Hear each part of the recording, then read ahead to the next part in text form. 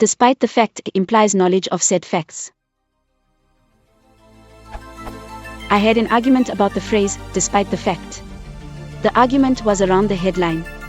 As immigration officials deport 14-year-old runaway to Colombia, despite the fact that she's American and speaks no Spanish. When as immigration officials deported her, they did not realize she was American and that she speaks no Spanish. One of us took the side that this title was misleading because it implies that immigration officials knew she was American when they deported, which they did not.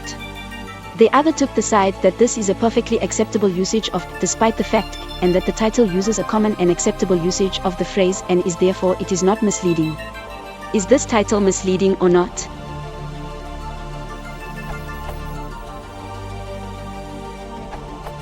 The headline does not state whether the officials knew of the girl's citizenship, but this can't be attributed to the choice of despite the fact that.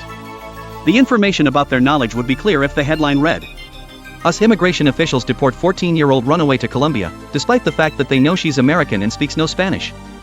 I'd say the headline lacks information. I wouldn't necessarily call it misleading.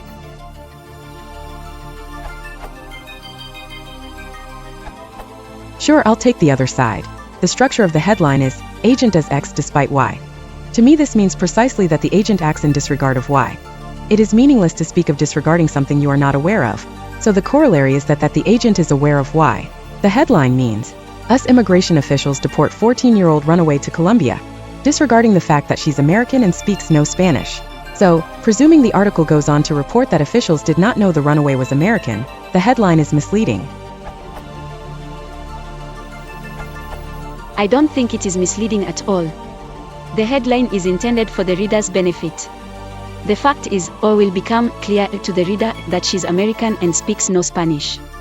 In no way does the headline imply that the officials knew that fact, or even if it was a fact at all at the time.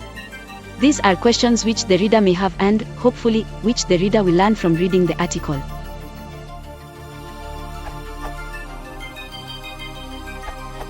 It looks like you're getting tripped up by the fact that. This appears to be a grammatical construct to overcome English's inability to apply prepositions to the conjunction that. To solve the problem, we put in a dummy noun phrase, to which the that is applied. So, instead of saying despite that she speaks English, we say despite the fact that she speaks English.